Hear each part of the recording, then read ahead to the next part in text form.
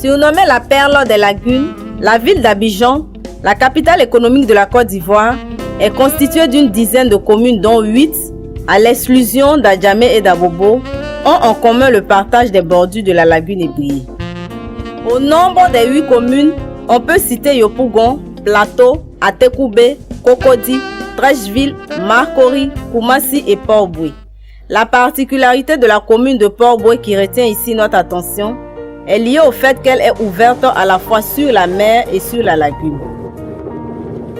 Port-Boué dispose d'un littoral qui part de Vidi jusqu'à la frontière du domaine communal de Grand Bassam. En plus de ce littoral regorgeant de plages, elle offre également des berges, notamment celles de la Pointe des Fumeurs, Zimbabwe, de Petit Bassam, d'Adjaoui, de l'Abattoir, de Benokoso, d'Agbabo. Et c'est justement l'état de ces plages, berges et plans d'eau que nous vous invitons à découvrir avant notre entretien. Il s'y trouve des tas de débris dont des sachets, des bouteilles, des pneus, des chaussures et divers autres objets en matière plastique. On peut observer ce phénomène tout le long de la plage, sur les berges et sur les plans d'eau. Nos mers et nos lagunes sont malades de ces milliers de tonnes d'ordures plastiques qui les polluent. Comment est-ce qu'on en est arrivé là?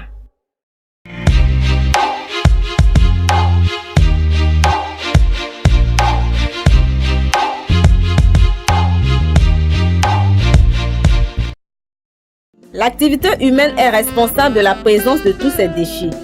La construction de toilettes à ciel ouvert, les canalisations de rejet d'eau usée dans la lagune, l'utilisation des différents objets plastiques polluent l'environnement aquatique.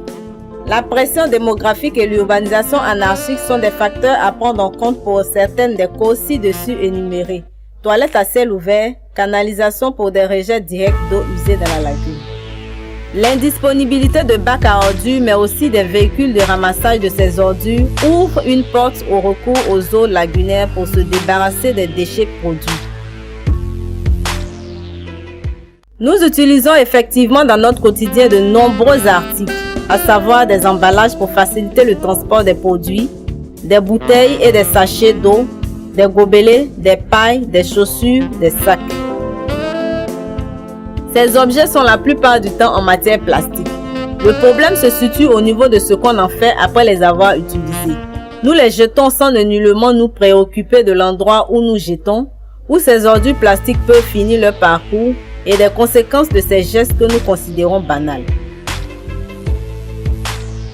Certains déchets sont directement déversés dans la lagune et d'autres par voie de ruissellement ou par le fait du vent la rejoignent.